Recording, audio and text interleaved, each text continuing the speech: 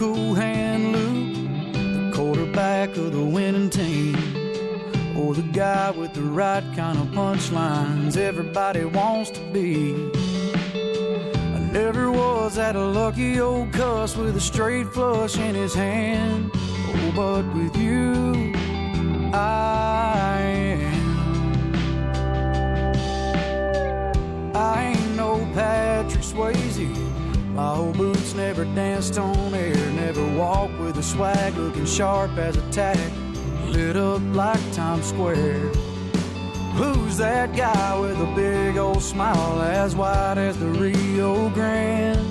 Oh, with you, I am. Your new album just did fantastic on the Billboard chart and the country charts. Debuted at number 2. Yes, sir. Yeah, and the new single doing well too? Yes, sir. We've had With You I Am was our first single. It was kind of it was crazy because it was kind of my last choice on the song, on the CD for a single, and it wound up being the first choice of the crowd. It kind of blew my mind, and I like getting outside my box though. So the new single is called Wild As You, and it's the follow-up single to it. And man, it's really taken. It's such a crowd pleaser at the live shows. Yeah. I mean, it's one of my favorite parts of the set, and you'll see that tonight. That when we kick off into that thing, it just kind of, you watch the crowd kind of explode. It's pretty cool. And they'll be mouthing the words, I'm sure. Oh, they'll be singing louder than me. The biggest problem I have nowadays is hearing myself.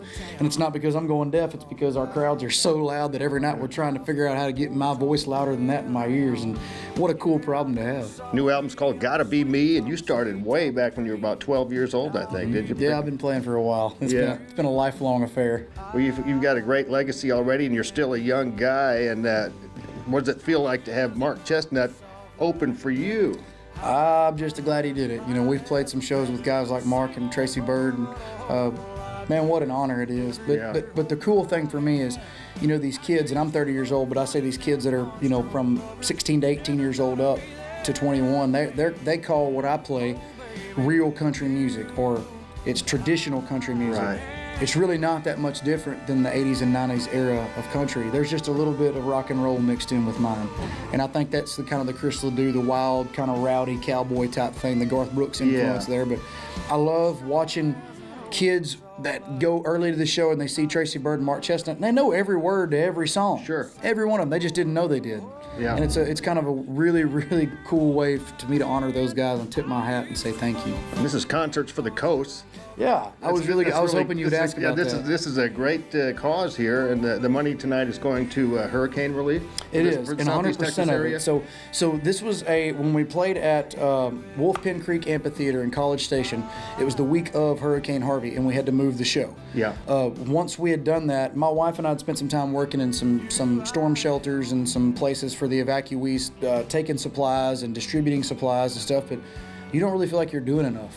I had friends that were going down on boats, and I couldn't get to them because all the roads to them were closed. So me and my manager, Howie Edelman, who I give 100% of the credit to on this deal, started talking about what can we do. We're not J.J. Watt. We're not going to be able to raise $50 million or whatever he raised. $37 million. Yeah, it's crazy. So. Yeah. But what can we do? And we decided that through us and Brad Weiss, who was the promoter of the 50% of the promotion on the College Station show, that we were going to donate 100% of what we made. Fantastic. All the firefighters, all the paramedics, all the police officers that were there, all the vendors donated it. And we wound up raising almost $150,000 at that show. And we gave it 100% to this foundation. Tonight, we're hoping to raise between 100 and 150. Tomorrow night, we're going to be in Corpus Christi, and we hope for that amount. Honestly, probably a little bit more in Corpus Christi because of the amount of people we can get in there. You're close to Rockport where the storm came in. Well, that's what my next point was, is we're not just going to give this money to the Red Cross. We're not going to give this money, and I'm not saying anything bad about any organizations. Yeah. We are actually going to personally document this stuff on the internet, on our Facebook, and on our socials of where this money goes. We're going to take checks directly to the mayor of Rockport, to Port Aransas and Port O'Connor and Beaumont, and places that were really affected that I feel like didn't get enough recognition. I feel like they didn't get enough help. So we're going to try to give back to these southeastern coastal communities. Well, keep up the great work. It's good to see you again, Cody Johnson. Thank you, sir. I appreciate it. Love your stuff, man. Thank you. Here's another Evadale Raceway fabulous flashback. Up here in this cell for eternity. Well, in mister, I'm as guilty as can be. It's Cody Johnson, you kind of had a beginning sort of like Chris Ledoux, because he did the same thing, selling CDs out of the back of his car and hitting the rodeos. I didn't realize that at the time. You know, I'd always grown up, you know, Chris was a big influence on me, but I didn't realize that he had come from such a humble upbringing as far as financially and had to do that. We did a trip up to Canada this year, and I actually got to sit down with Chris's old hauling partner. He's like an 8-time saddle bronc Canadian champion, and he was telling me these stories about how Chris couldn't buy McDonald's, and he was selling his CDs to try to make up for his entry fee money that he lost. And you're talking about a world champion. So I said, well, at least we know we're doing one thing right. We can follow in those footsteps. Those are good ones. One of the thrills of my radio career was actually getting to meet Chris Ledoux. You're kidding. This was probably 10 years ago, just before he passed. See, now I'm a little jealous. Oh.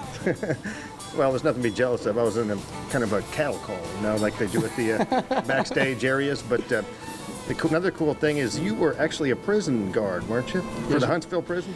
Yeah, and people say that all the time. There's like 7 within the city limits there, and like I said, I grew up around a prison farm, and the only thing that bothered me about working there and quitting was going to shows afterwards. First time we went to Amarillo, I heard, "Look out, boss."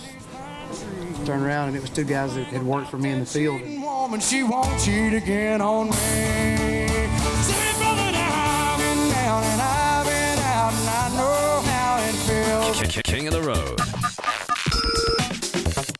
That was this week's Evadale Raceway Fabulous Flashback.